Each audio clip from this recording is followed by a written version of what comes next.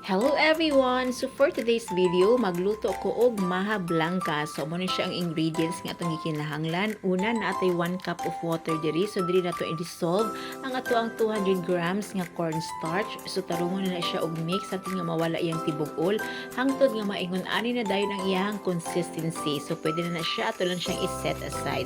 Then after ana natay 4 cups nga fresh coconut milk. So mas ninyo nga fresh ang atong gamiton. Sa kahalay ko nagluto guys. Then 1 big can evaporated milk, 1 can condensed milk. So ato na siyang talungon og ukay. So first time na ko siya magluto wish milk nga dili matikoy. Then after that natay 1 can cream style corn. So murag sayo naman guro ni maha blanca pero wish milk nga dili lang tani matikoy ang ako ang maha blanca. Then after that sa ko na to 1 cup of water. Then after ana murag gitabangan ko gamay depende na sa inyong panlasa ginag-add ko gamay nga sugar.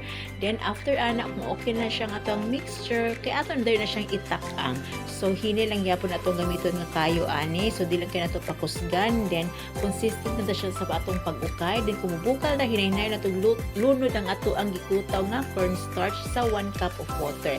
So continuous na yun ang ato ang pag-ukay ani. So ingon ana so bugtaw man sa dinhi magluto og maha no.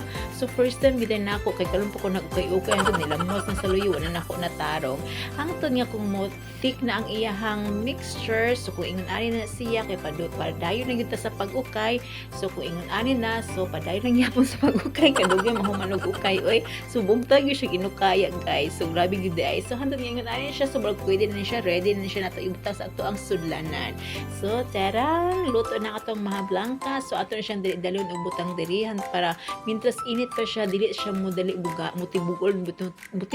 So ingon ana na siya no. So duha ka hulmahan akong nabuhat. So sa makailasa ani pero ingon sa kong ulitaw nga nagtilaw maski wala pa siya ni pugna okay naman ko no maha blanca kiyang lasa.